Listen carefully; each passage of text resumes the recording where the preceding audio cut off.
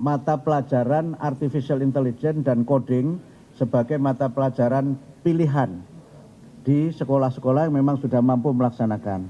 Kenapa pilihan? Karena memang itu membutuhkan alat-alat yang canggih, ya, sarana internet yang juga harus bagus, dan belum seluruh sekolah kita ini memiliki sarana itu. Sehingga nanti sifatnya masih pilihan, dan mudah-mudahan ini bisa menjawab program dari Pak Presiden juga tentang digitalisasi sebagai upaya kita untuk meningkatkan kualitas pendidikan. Halo semuanya, selamat datang di podcast Anak Indonesia Hebat. Aku Diana Kamila dan aku Ziva. Di episode kali ini kita bakal ngobrolin topik yang lagi ramai dibahas, terutama buat kita para pelajar SMP. Iya, soalnya mulai di tahun ajaran baru ini, pelajaran informatika bakal punya materi tambahan yaitu AI dan juga coding. Wah, kayaknya keren ya. Tapi jujur aku masih bingung sih. Itu tuh kita belajar apa sih? Makanya sekarang kita udah bareng Pak Rizky, guru informatika kita. Ini dia Pak Rizky. Halo Pak. Pak, pertama-tama nih, kenapa sekarang pelajaran informatika mulai menambah materi? Ya, pelajaran informatika itu berkaitan erat sama teknologi gitu kan, teknologi informasi. Jadi pada saat ini era teknologi ini sudah berkembang begitu pesat sehingga kita yang belajar juga harus mengikuti perkembangan teknologi. Karena perkembangan teknologi juga sangat membantu dalam kehidupan manusia sekarang ini. Contohnya adalah penggunaan AI yang saat ini sangat berkembang pesat.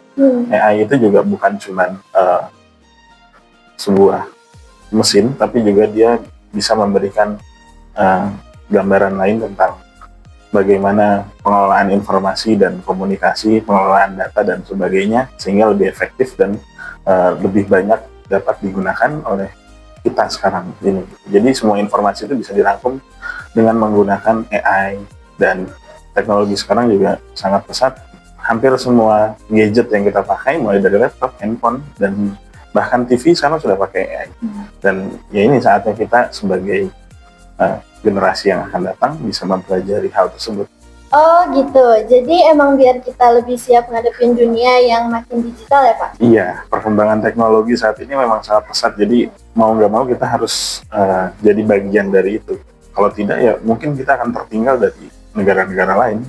Ya, jadi banyak di negara lain juga sudah menerapkan hal-hal tersebut dalam pembelajaran dan sistem pembelajaran. Bukan cuma AI di dunia pekerjaan kantor atau teknologi lain, tapi saat ini sudah masuk ke dunia pendidikan.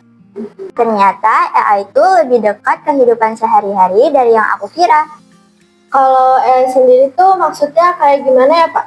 Itu apa kita nanti belajar soal teknologi yang bisa mikir sendiri gitu? Ya, jadi AI itu kan Artificial Intelligence atau kecerdasan buatan yang dibuat manusia untuk membantu manusia dalam pekerjaannya sehari-hari.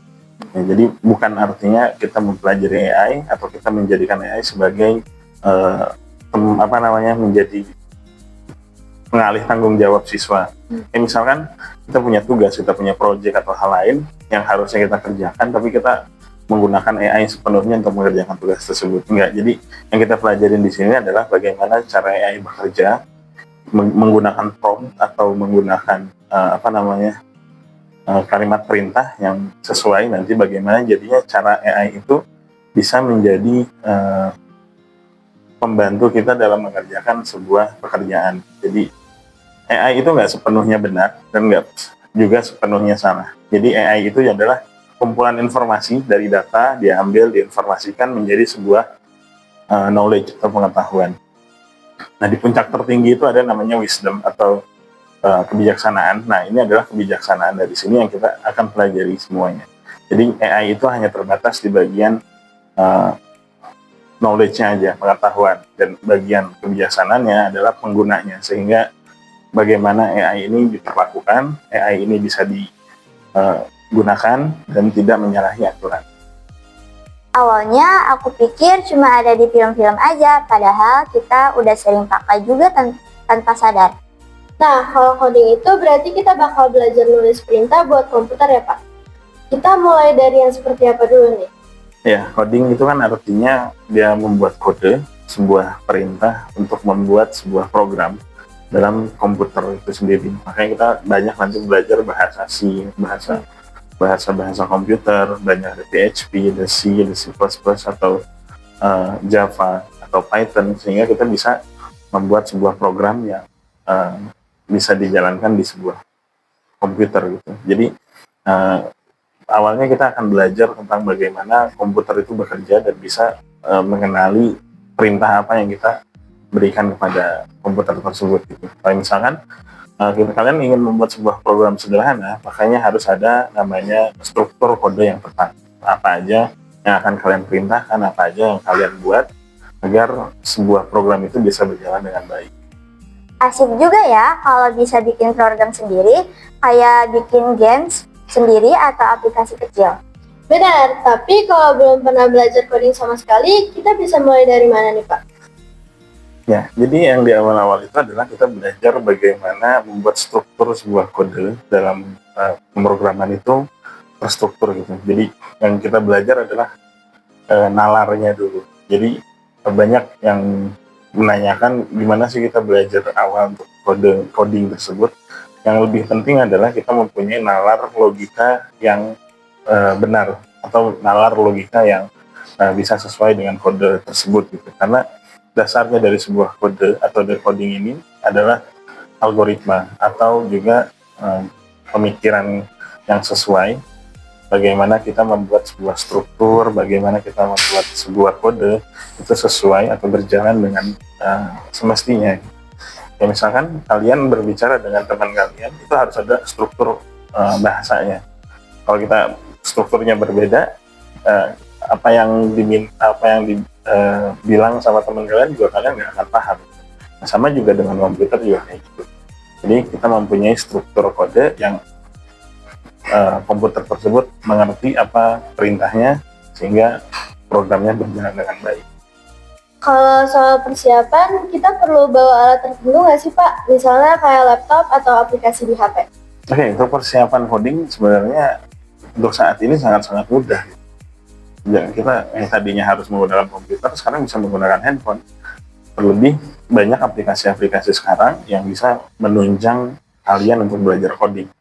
Nah, jadi banyak banget bagaimana kalian belajar coding dari nol, banyak aplikasi yang mendukung, dan juga kalau ingin belajar lebih lanjut ya kalian lebih baik menggunakan komputer atau laptop. Tapi untuk dasarnya sangat-sangat memungkinkan kalian bisa menggunakan handphone dengan aplikasi-aplikasi tambahan dan aplikasi lain yang kalian download dari Play Store atau Apple Store dan lain-lain. Itu sangat-sangat membantu untuk kita belajar coding dari nol. Terakhir nih Pak, kalau kita benar-benar niat belajar AI dan coding dari SMP, manfaat kita buat di masa depan itu apa? Ini banyak banget ya yang kalian bisa dapatkan nanti ke depannya.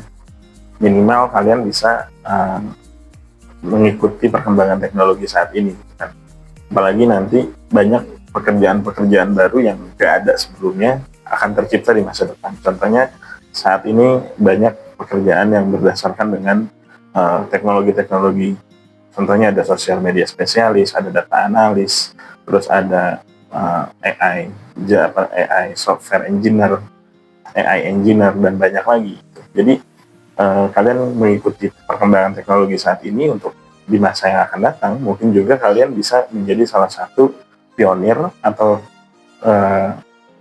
pemuda-pemuda Indonesia yang bisa mengubah dunia atau bisa mengubah minimal perkembangan teknologi dan ilmu pengetahuan untuk bisa diterapkan di kehidupan kalian masing-masing. Iya, jadi semangat banget nih buat belajar informatika nanti. Makasih banyak buat Pak Rizky yang udah sharing ilmunya hari ini. Ya, sama-sama. Dan buat teman-teman yang lagi nonton ataupun dengerin, semoga makin siap menghadapi pelajaran baru ya. Sampai jumpa di episode selanjutnya. Stay healthy, stay happy.